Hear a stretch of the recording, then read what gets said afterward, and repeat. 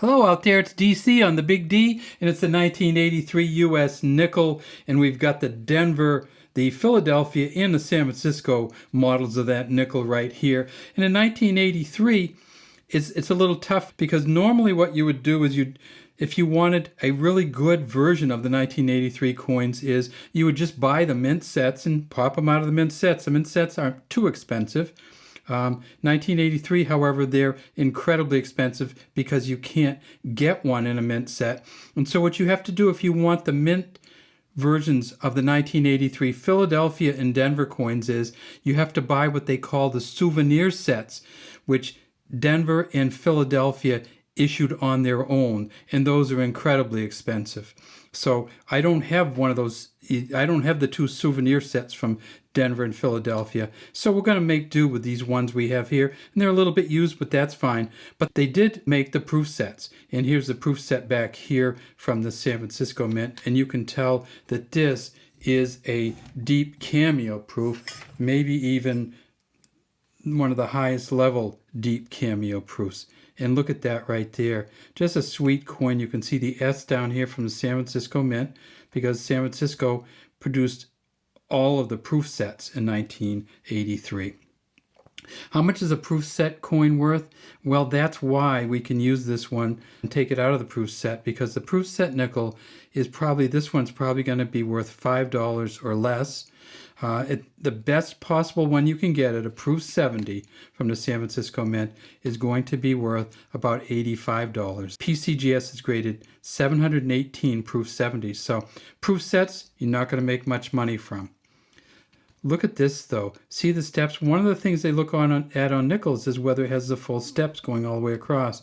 And when you get a proof set, you can see that their steps are just beautiful steps. A little bit of a dent in here, but that won't affect the full steps version, but it will affect the grading of the coin overall. And you can see on the back of this coin, E pluribus unum, Monticello here, 5 cents, United States of America at the bottom. The nickel coins are smooth edge coins. They are 75% copper, 25% nickel. So even though we call them a nickel, they are not made of nickel. Only 25% of them is nickel.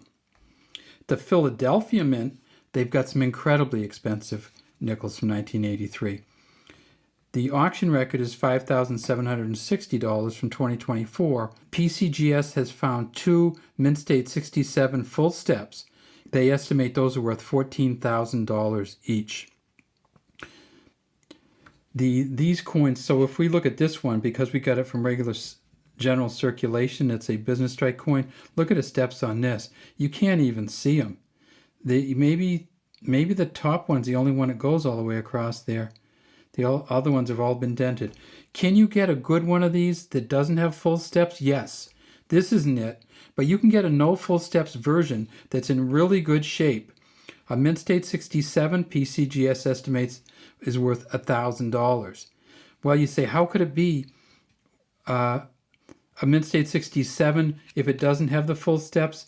There are so few of the full steps versions from 1983 that they grade them as full steps or not full steps. In the best of the not full steps, they graded about $1,000.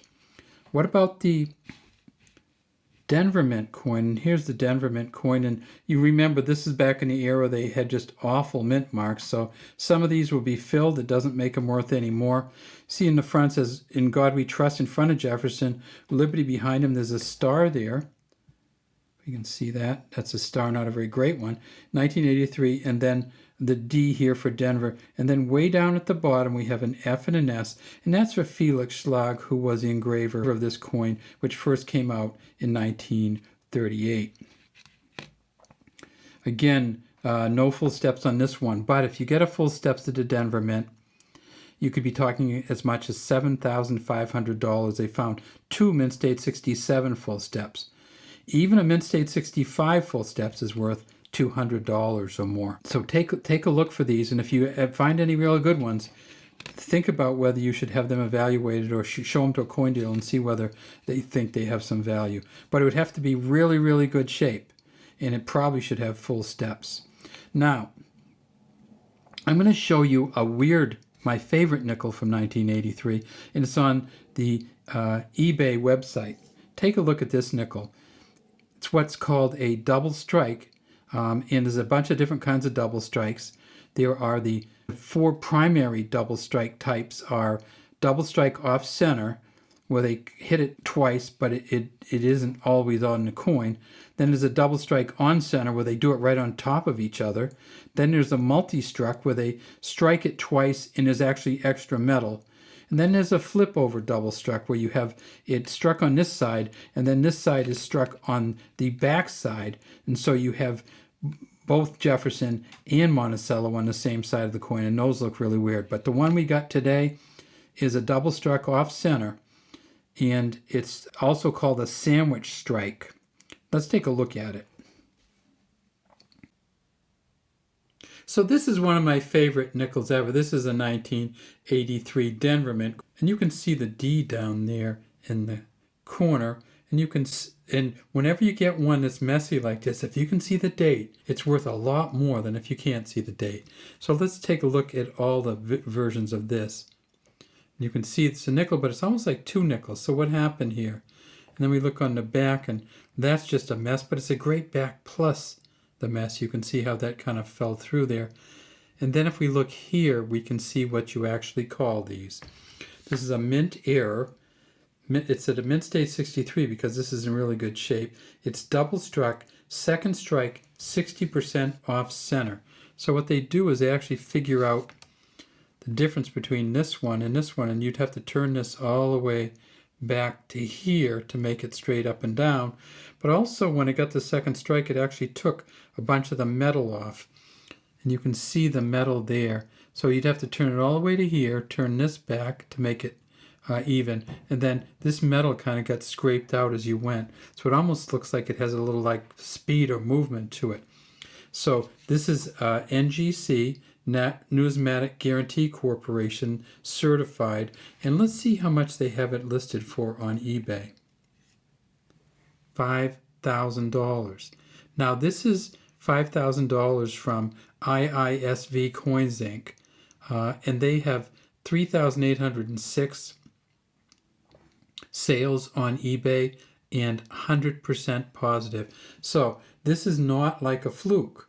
This is actually a coin that they believe is worth this much or close to it. And that's my favorite 1983 nickel ever. Okay, so we've got those specialty era coins, which could be worth a lot of money. And then we have these Philadelphia, Denver, and San Francisco versions, which in this case, the most expensive one of these might be the San Francisco one of the ones we have. It's worth about $5 or so. But if you go down through these, the best one you could possibly get going to be the Philadelphia coin at a mint state 67 full steps, and that's going to be worth in the tens of thousands of dollars. All right, we'd love to have you subscribe to the Big D Coin channel and leave any comments you have in the comment section.